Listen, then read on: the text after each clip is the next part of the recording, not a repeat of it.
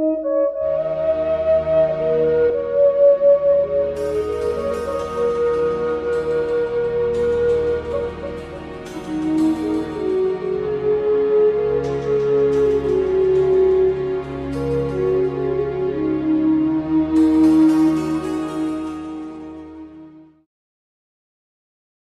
perkenalkan nama saya Ma Archana dan pada malam hari ini saya akan menjadi tuan rumah Anda. Sesaat lagi kita akan berbincang-bincang dengan Guruji. Kita sedang menunggu Guruji Anand Krishna sedang bersiap-siap untuk bergabung bersama kita. Rahayu, bagaimana? Rahayu, sehat-sehat Guruji, semoga sehat-sehat. Baik Guruji, kita akan memulai dengan pertanyaan pertama. Pranam Guruji, salah satu budaya masyarakat kita adalah ziarah makam menjelang Ramadan. Berkaitan dengan ziarah, apakah mengunjungi makam para suci bisa secara langsung atau tidak langsung bisa meningkatkan kesadaran kita? Saya kira tidak ada urusan dengan kesadaran. Ini adalah satu penghormatan. Kita menghormati orang tua, menghormati para suci. Jadi kaitannya adalah sesuatu yang menyangkut budi pekerti, menyangkut sopan santun dan kebiasaan kita untuk menghormati. Jadi saya kira tidak tepat untuk mengaitkan dengan kesadaran. Jadi enak banget ya, maksudnya kita ziarah terus udah gitu kita ziarah supaya menjadi peningkatan kesadaran, itu mah kurang upaya berarti ya. Kurang upaya, dan kita cuma ya seperti percaya pada sesuatu yang takhayul untuk meningkatkan kesadaran. Tapi ya saya kira ziarah-ziarah seperti itu bagi saya pribadi, saya melakukan sendiri. Dan saya tidak mengaitkannya dengan kesadaran, tapi dengan satu kebiasaan yang baik bahwa kita harus menghormati siapapun yang meninggal. Dalam tradisi kita ada suatu tradisi bahwa di mana orang meninggal, walaupun seorang musuh, kalau dia meninggal dan kita melayat, kita memberikan sungkem, kita bow down, you know. Jadi musuh juga, Guru. Ya, walaupun musuh. Dan itu dimulai sejak ribuan tahun yang lalu ketika Rahwana gugur, dia sudah ada di bumi, dia sudah mau meninggal. Maka Rama menyuruh Lakshmana untuk menghormati dia dan belajar sesuatu dari dia. Sebelum dia mengembuskan napas terakhir, learn something of good value. Jadi dalam diri seorang musuh pun kita masih bisa mengambil pelajaran yang baik dari sisi orang tersebut. Berarti dalam diri setiap manusia itu selalu ada kebaikan. Betul. Sejahat apapun. Atau gimana? Sejahat apapun, ya kita sekarang kan dalam pewayangan kita selalu menggambarkan Rahwana sebagai yang jahat, Rama yang baik. Yeah. But it is not as simple as that. Tidak sesederhana itu. Dalam diri Kurawa pun banyak yang nilai-nilai kebaikan, dan dalam diri Pandava pun banyak nilai yang tidak baik. Jadi ada plus point plus point dalam diri setiap orang. Baik. Kebocoran main masa lalu akan bisa terjadi seakan kita wanita atau pria. Apakah kebocoran main masa lalu bisa terjadi? Nggak ada kebocoran lah. Kita semua juga udah bocor. Mau bocor apa lagi? Bocor. Dalam Centini, serat Centini itu ada satu kalimat yang saya selalu ingat. One who is aware, seorang yang sadar, yang eling, melihat wanita dalam pria dan melihat pria dalam wanita. Ini adalah satu kalimat yang jarang sekali dikupas.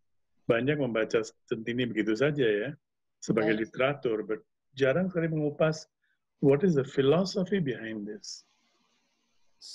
Jadi kita semua itu seperti yin yang, atau kita memiliki simbol lingga dan yoni. Kita memiliki simbol Shiva dan Shakti ya. Jadi setiap orang itu memiliki dua unsur ini, ada unsur maskulin, ada unsur feminin. Nah, Shiva Shakti, kalau misalnya dalam tradisi kita bicara Shiva, nah itu Ardhanarishwar, kan itu ada Shiva dan Shakti. Sakti. Ya, Kalau kita bicara yin dan yang, apakah itu yang dimaksud atau bukan, Guruji? sama, kurang lebih sama. Yin dan yang kan? Mhm. Ya, Yin dan kurang yang. lebih sama bahwa ada dua unsur yang saling menunjang dan saling melekat. You cannot separate the two. Oke, pertanyaan berikutnya, Guruji. Hmm. Mohon penjelasan, apakah bahasa yang digunakan saat Ramayana atau Mahabharat sudah bahasa Sanskrit atau yang lainnya? Karena tentunya berkaitan dengan mantra yang kita kenal sekarang. Saya yakin tidak sepenuhnya Sanskrit, tapi kita harus membedakan antara bahasa Sanskrit dan skrip Devanagari. Jadi skrip itu adalah cara tulis. Bahasa bisa apa saja. Sekarang misalnya ada sekian banyak naskah di Jawa dan di Bali, termasuk Sara Semucaya. Ya. Itu bahasanya adalah Sanskrit awalnya. Tetapi ditulis dengan lipi, dengan skrip Bali, Bali kuno. Begitu juga beberapa seperti Tatwa dan masih beberapa buku yang lain, itu bahasanya adalah bahasa Sanskrit, Sanskrit yang tidak sepenuhnya persis sama dengan di India juga, tetapi cara tulisnya adalah cara Bali atau aksara Jawa, Jawa kuno. Jadi kita harus membedakan antara bahasa Sanskrit dan skripnya. Skrip Devanagari ini berbeda dari bahasa Sanskrit. Misalnya Sunda, bahasa Sunda kuno itu sudah menggunakan skrip Devanagari. Oh, Gagha, gaga, ngaca, ca, ya jaja. betul. Hanya Kurang satu aksara simpelnya sana situ ya. berbeda. Ya, tulisannya agak berbeda, tetapi sudah suaranya sudah sama. So, kita jangan terjebak dalam romantisme yang keliru ya. Bahasanya, bahasa alami yang pertama muncul itu adalah bahasa Prakrit. Di situ ada bahasa banyak sekali, Bali, Jawa, mungkin semuanya bahasa Prakrit awalnya yang berkembang terus. Seperti kita saja dalam seusia saya sudah mengalami ejaan bahasa yang berubah. Ejaan lama dan ejaan baru. Bahasa kita Melayu, tapi Melayu di Indonesia umumnya, Melayu di Malaysia berbeda. Berbeda sedikit. Ya betul, betul. So, although the origin is same. Jadi awalnya yang mulai itu adalah bahasa-bahasa alam. Kemudian setelah itu berkembang, kemudian barulah muncul skrip. Bagaimana menulis. Nah, sampai sekarang skrip di daerah peradaban kita ini, skrip yang ditemukan di Mohenjo-daro, sampai sekarang belum terbaca. Itu kenapa ya sampai bisa hilang seperti itu? Hilang total dan kita belum bisa baca, kita masih berandai-andai, kira-kira begini, kira-kira begitu, So I'm sure that bahasa Sanskrit ini adalah sesuatu yang barangkali sudah ada jauh sebelumnya dalam varian-variannya. Bukan sebelumnya, misalnya bahasa Telugu di India Selatan, dekat sekali dengan Sanskrit. Kemudian bahasa Tamil banyak sekali persamaannya dengan Pali dan sebagainya. So bahasa-bahasa Prakrit ini berkembang.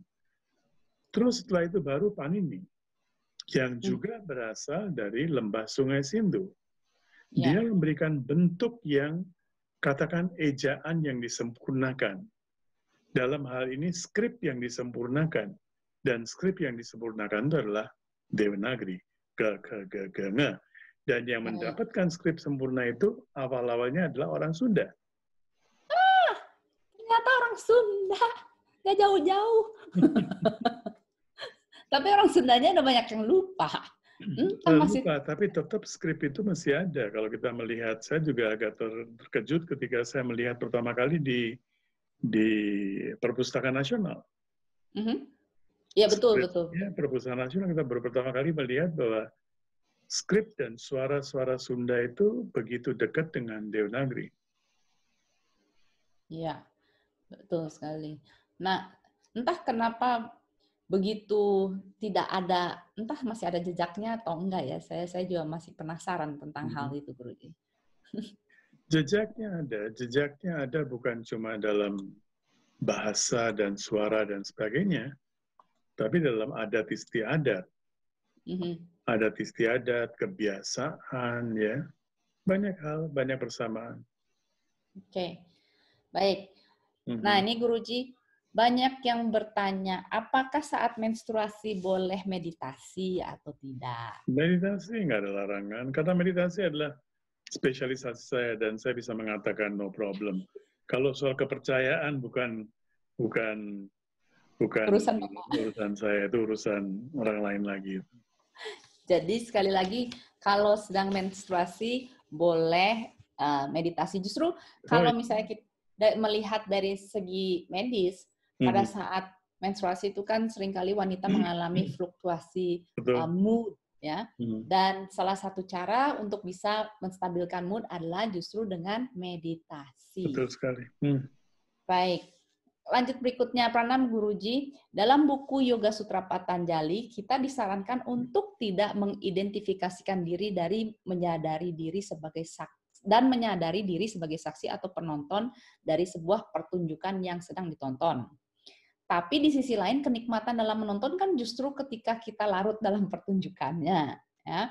Punya tiket Naiknya nggak? adrenalin. Punya tiket nggak? Punya. Kalau semua orang mau jadi penonton, semua orang berarti harus punya tiket. Nah, itu dapetin tiketnya gimana? Karma baik. Kenapa, Guruji? Karma baik. Oh, karma baik. Kalau belum Berat. punya tiket ya berarti masih harus berperan. Arjuna aja belum punya tiket sebagai penonton, disuruh berperan. Ya. Karena disuruh berperan ya. Disuruh bertindak, berperan. Nah kira-kira siapa kalau misalnya dalam cerita Mahabharata, Guruji? Mhm. Siapa yang punya tiket Sanjay, di situ? Sanjay, Ah, Vidur, Sanjaya. Vyas, Abhyasa, Baik, baik. Vidura. Malah seorang yang lahir dari pembantu. Duryodhana berpihak. Duryodhana. Ya, Pandu sudah meninggal, tapi anak ketiga Vidura, Aha. dia menjadi penyaksi, saksi. Oh, jadi karma baik sehingga tidak terlibat langsung dalam perang Tidak itu. melibat, mereka tidak terlibat dan mereka menyaksikan untuk menyampaikan kepada generasi-generasi mendatang, khususnya para biasa. Tapi kalau Balaram gimana? Balaram melarikan diri, dia tidak mau berpihak. He was right in his own. Saya tidak akan menyalahkan dia, tapi dia berpikir secara rasional. Pandava pun banyak kesalahannya, kemudian Kurawa pun banyak kebaikannya, dan Ya, hubungan kita dengan Kurawa dan Pandava itu hubungan kekeluargaannya sama. ya. So dia bilang kenapa kita harus berpihak pada salah satu. Dia punya pemikiran yang non-partisan. What can you Mhm, say? mhm, Kita nggak bisa mhm, menyalahkan dia sebagai seorang politisi, mau jadi non-partisan, fine. mhm. Tapi urusan Krishna adalah urusan Dharma, di mana dia tidak bisa non-partisan. Baik, baik. Jadi tergantung karmanya, Dharma dan baru Dharma. boleh jadi saksi. Ya, oh iya, bersaksi ya, Iya, tergantung karmanya. tergantung karma. Dan Nah, bisa beli tiket.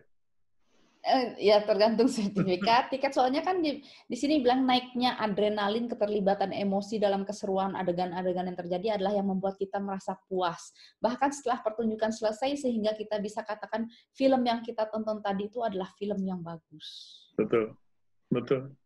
Nonton lagi, no problem, Nggak ada masalah sama sekali. Mau nonton satu film 100 kali, 150 kali, go on. Nggak ada yang melarang kok. Nggak ada masalah ya. Nggak ada masalah. Itu Terserah maunya. samsara, Sampai pada suatu ketika udah bosen, nah baru. Kemudian kita bicara lagi. Kalau belum bosen, ya why not? Ngulang aja terus ya. Pulang Kayak aja. kayak di India tuh kan, saya kayaknya pernah ngebahas ini. Di India ada satu bioskop yang bisa memutar film itu sepanjang, udah satu film aja 12 tahun setiap hari, Guruji. Oh Dan yes. selalu banyak pengunjungnya. Dulu sih banyak sekali. Sebelum tahun 70-an, 80-an tuh banyak sekali yang bisa sampai Golden Jubilee setahun. 2 tahun tuh biasa loh. 50 weeks tuh biasa sekali.